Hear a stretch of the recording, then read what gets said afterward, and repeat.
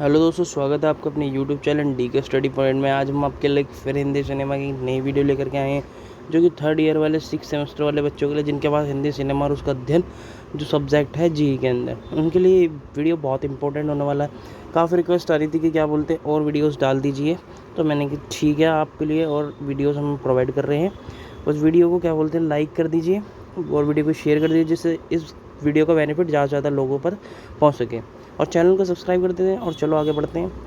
आज हम किस मुद्दे पर बात करने वाले हैं, वो है 1950 के 60 के दशक के अंदर जो हिंदी सिनेमा था, उसको हम स्वर्ण युग कहते थे। क्या कारण थे कि मतलब वो स्वर्ण युग बन गया, तुम्हारा गोल्डन टाइम जो है, गोल्डन एज का जो गोल्डन पीरियड था, वो कैसे बना। कुछ सवालों से शुरुआत करेंगे, जैसे हिंदी सिनेमा में क्या महत्वपूर्ण है, और व्यावसायिकता या कलात्मकता क्या है, सिनेमा का उद्देश्य क्या है, मनोरंजन सामाजिक संदेश क्या है, और भारत में जो सिनेमा का उदय के समय ही व्यावसायिकता और कलात्मकता, मनोरंजन और सामाजिक संदेश के सवाल पर तो बहस होती ही रही है, और सिनेमा इन्हीं सवालों के जवाब को खोजने की कोशिश भी करता रहा। अब बात करें 1950-60 के दशक के अंदर, तो हिंदी सिनेमा जो था, हिंदी सिनेमा इन सवालों का जवाब खोज निकालता है, और ऐसे परिणाम स्वरूप फिल्मों का निर्माण करता है कि व्यावसायिकता कसौटी पर तो वो सफल रहती हैं, और कलात्मकता की कसौटी पर भी सफल रहती हैं, और वो बिल्कुल श्रेष्ठ फिल्में बनती हैं। और जो मनोरंजन है, अगर मनोरंजन की बात करी जाए तो मनोरंजन की बात करते हैं हम, एक सेकेंड। ये फिल्में मनोरंजक तो थी, इनमें जो है सामाजिक संदेश का भी तत्व हुआ करता था। कुल मिलाकर के जो उस समय जो 1950-60 के दशक में जो पिक्चरें बन रही थीं, तो उस समय जो है वो हर पहलू पर जो है ना खरी उतर रही थी। यानी व्यावसायिकता की बात करें, पैसा कमाने की, तो वो भी अच्छा कमा रही थी। कलात्मकता की बात करें तो अंदर कला की एकदम बहुत बढ़िया काम हो रहा था, कला के ऊपर भी। अगर फिल्में जो थी मनोरंजन की बात करें तो वो भी कर रही थी, सामाजिक संदेश भी पहुंचा रही थी। तो और क्या चाहिए, किसी मूवी का बनने का उद्देश्य क्या होता है, मनोरंजन भी हो, पैसा भी कमाए, और नाम भी हो, और उसके अंदर जो कलाकार काम कर रहे हैं उनका नाम भी हो। तो ये सारी चीज़ों पर ये खरी उतर रही थी। इस दौर को स्वर्णयुग कहे जाने के पीछे जो है सबसे बड़ी वजह यही रही कि इस युग की जो फिल्में थी, कला, व्यवसाय, मनोरंजन, यथार्थ के बीच की जो दूरी को कम करके पूरे भारत को क्या कर रहे हैं, देश के सभी वर्गों को बातचीत करती है, और ये एक ऐसी जादू का निर्माण करती है जिससे आज तक भारत बाहर नहीं निकल पाया है।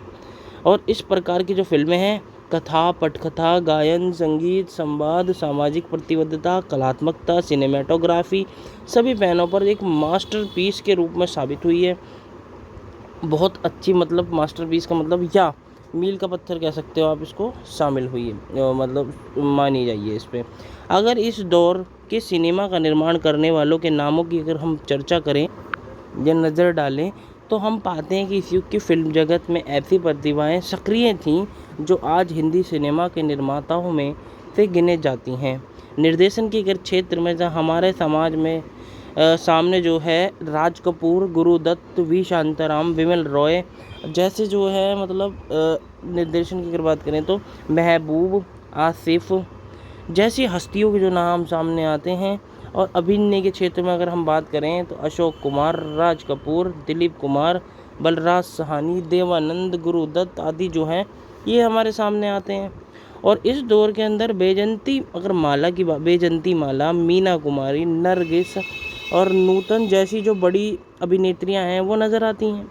वहीं अगर गायन के क्षेत्र में बात करें तो इसी युग में सुर सामग्री लता मंगेशकर के दर्शन होते हैं, मोहम्मद रफ़ी आते हैं, और मुकेश कुमार, किशोर कुमार की तिगड़ियाँ सुनने को मिलती।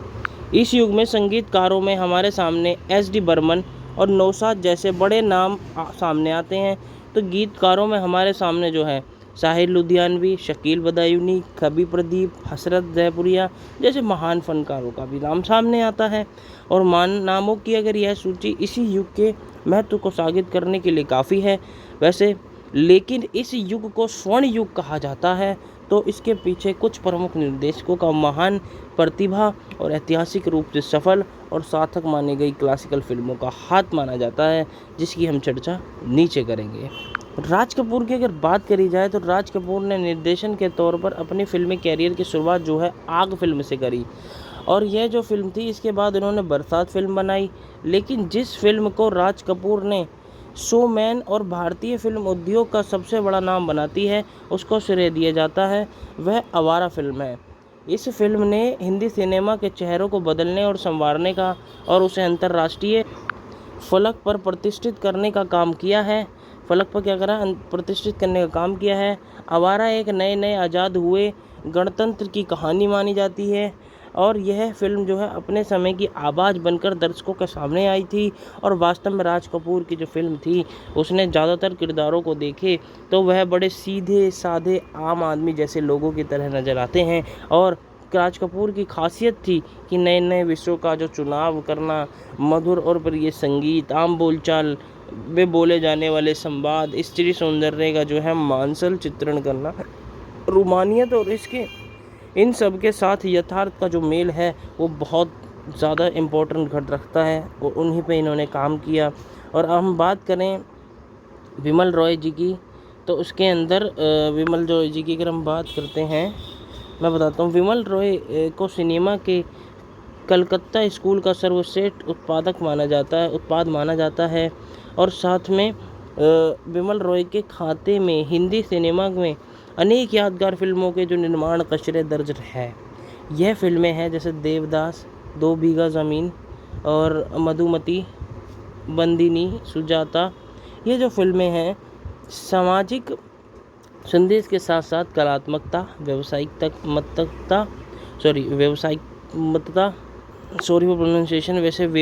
होती है। ये सभी कसौटी पर सफल साबित हुई। जहाँ पर देवदास में दिलीप कुमार का किरदार आज भी याद किया जाता है, वहीं जो है उनके गानों की आज भी लोकप्रिय है। और 2 बीघा ज़मीन एक शुद्ध यथार्थवादी फिल्म थी जिससे कर्ज की समस्या से निपटने की तबाह होते जीवन और उसके संघर्ष की कथा जो है कही गई है। इस फिल्म को जो है बलराज साहनी के फिल्मी कैरियर का भी सर्वोत्तम बिंदु माना जाता है।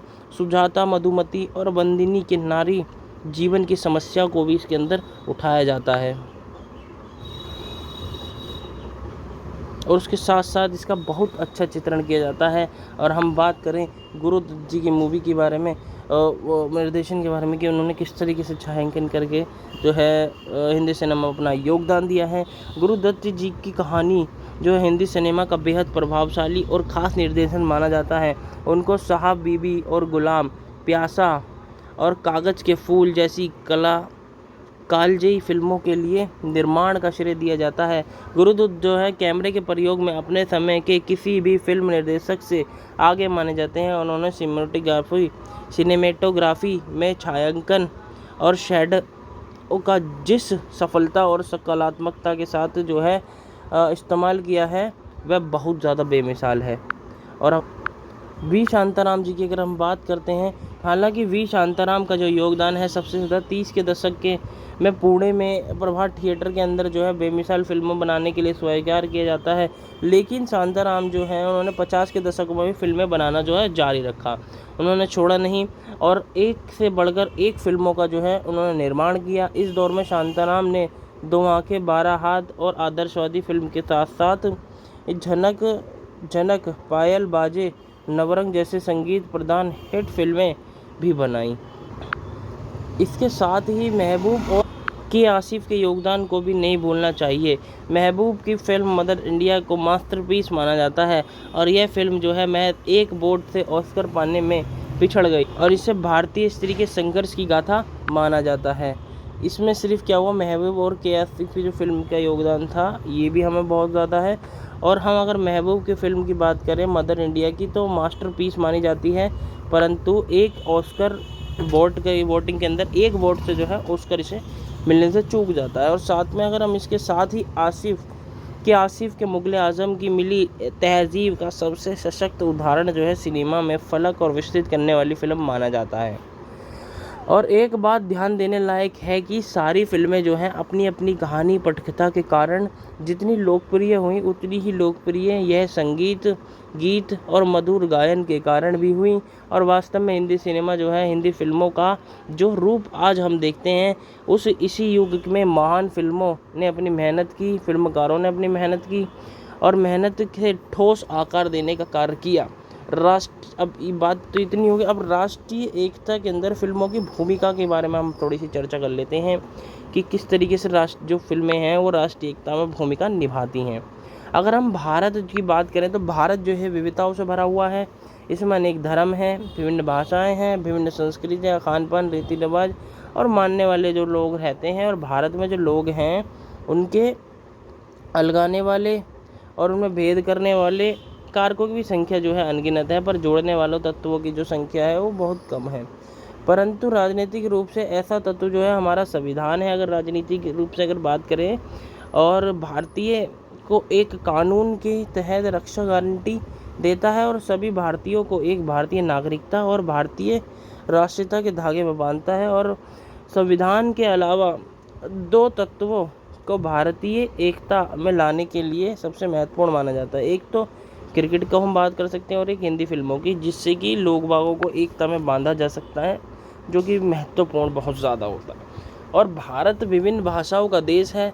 यह 1000 से ज़्यादा यहाँ पे 1000 से ज़्यादा बोलियाँ बोली जाती हैं। भाषा को लेकर विवाद तो कोई नई बात नहीं है, और ऐसे में हिंदी फिल्मों की भूमिका और अहम हो जाती है।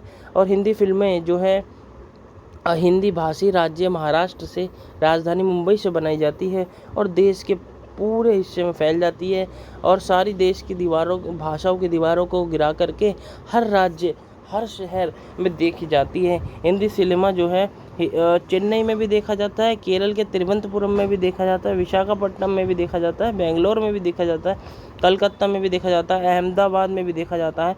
इसी तरीके से हिंदी फिल्में जो हैं पूरे देश की फिल्में होती हैं और सपने हैं, और यह पटकथा, भाषा, नायक नायिकाएं, सितारे प्रति आकर्षक को से जोड़ने का कार्य करती है। और राष्ट्र की एकता के लिए भी ये सबसे ज़्यादा ज़रूरी है, क्योंकि देश के सारे लोगों के बीच में संवाद कायम करना, जैसा हम जानते हैं कि भारत की कई बोलियां और वाणियों का देश है, और यहाँ उत्तर से लेकर दक्षिण तक, पूरब से लेकर पश्चिम तक बोलियों का भारी भेद है। और ऐसे में भारत हिंदी ही एक ऐसी भाषा है जो आमतौर पर उभर कर सामने आती है, और जिसे एक देश के अधिकतम लोग जो है बोल और लिख सकते हैं, और उनमें से अपनी भावनाओं को व्यक्त कर सकते हैं। और हिंदी फिल्में का राष्ट्रीय एकता में सबसे बड़ा योगदान इसी तरह से माना जाता है कि हिंदी भाषा के पूरे देश में प्रसार का काम किया है, और आज हिंदी फिल्मों के कारण ही हिंदी पूरे क्षेत्र में बोली जाती है। इसका इस्तेमाल और धार्मिक कट्टरता के देश के सामने अगर एक बड़ी चुनौती रही है तो हिंदी फिल्में हमेशा से धार्मिक कट्टरता के खिलाफ और देश की साझी मिली जुली संस्कृति के पक्ष में रही है। और बॉलीवुड के सिनेमा के इस बात के लिए बॉलीवुड के सिनेमा जो है उसकी इस बात के लिए प्रशंसा की जानी चाहिए कि इसने हमेशा देश में एक मिलीजुली संस्कृति और आपसी भाईचारे को बढ़ाने का कार्य किया है। और 30 के दशक की अगर बात करें, जहां हम पाते हैं कि वी शांताराम मानुष या आदमी के साथ पड़ोसी जैसी विभिन्न धर्म के लोगों के बीच भाईचारा बढ़ाने वाली फिल्मों का भी बना रहे थे, तो आगे चलकर उन्होंने इसी परंपरा को निर्वाह और मजबूती से होते हुए देखते हैं। और यह परंपरा जो है व्यावसायिक फिल्मों के तौर पर दिखाई देती हैं। तभी हम मसलन मसाला फिल्मों के में भी अक्सर देखते हैं कि एक और कुछ फिल्में हैं, जैसे अमर अकबर एंथनी जैसी फिल्में भी हम इसके समय देखते हैं। और हम बात करें कि लेकिन शायद इससे भी जुड़ी हुई बात यह है कि बॉलीवुड सिनेमा के पर्दे पर ही नहीं, पर्दे के पीछे भी धर्मनिरपेक्ष रहा है। और बॉलीवुड की शुरुआत के दिनों में ही हिंदू मुस्लिम सभी मिलकर सिनेमा के विकास में अपना योगदान देते रहे हैं। यही कारण है कि यहाँ अभिनेताओं में यूसुफ खान यानी दिलीप कुमार और तुम्हारा शाहरुख खान, सलमान खान, आमिर खान का सिक्का जमता है। तो सुरैया, नूरजहां, नरगिस, मधुबाला, मुमताज़ करोड़ों दिलों पर राज करती हैं। और गीत संगीत के क्षेत्र में बात करें तो मोहम्मद रफ़ी, साहिर लुधियानवी, कैफ़ी आज़मी, शकील बदयूनी महज मज़हब की दीवारों को गिराकर सर्वधर्म संभाव का संदेश देते हैं। जिन्होंने वैजू बाबरा फिल्म का क्लासिक गीत मन तरपत हरि दर्शन को आज गीत याद हो, वह इस तथ्य को याद कर सकते हैं कि इस गीत के गीतकार शकील बदायूनी, गायक मोहम्मद रफ़ी और संगीतकार नौशाद थे। और यह वह बॉलीवुड में जो धर्म के अंतरों से ऊपर उठकर सिर्फ भारतीय हैं। विभिन्न फिल्मों ने देश के विभिन्न संस्कृतियों को भी पास लाने का जो है कार्य किया है। और हम जानते हैं कि बॉलीवुड ने पंजाब से लेकर बंगाल, तमिलनाडु की शास्त्रीय और लोकगीत और शैलियों का इस्तेमाल किया है। पंजाबी गाने हिंदी फिल्मों में खूब इस्तेमाल किए जाते हैं, जैसे तो शास्त्रीय संगीत और गज़ल, सूफ़ी संगीत इस्तेमाल किया जाता है। मिली जुली संस्कृति का जो है परिणाम देखने को मिलता है। इसी तरीके से हम देखते हैं कि हिंदी फिल्मों ने वास्तव में देश में लोगों को पास लाने का जो है कार्य किया है और धर्म और भाषा के विभाजन से बटे हुए इस देश की जो है एकता में बांधने का जो है कार्य किया है। सो आप आज के लिए वीडियो में इतना ही। अगर आपको ये वीडियो पसंद आती है तो आप हमारी वीडियो को लाइक कर सकते हैं और शेयर करके बता सकते हैं ज़्यादा से ज़्यादा लोगों को जो इसका बेनिफिट हो सके। तो वीडियो में आज इतना ही, मिलते हैं नेक्स्ट वीडियो में। सब्सक्राइब करना ना भूलें, क्योंकि मैं अभी कुछ वीडियोस जो है आपके पेपर से पहले और डालूंगा, जिसकी नोटिफिकेशन आपके पास मिलती रहेगी। मिलते हैं इसके बाद नेक्स्ट वीडियो में। धन्यवाद।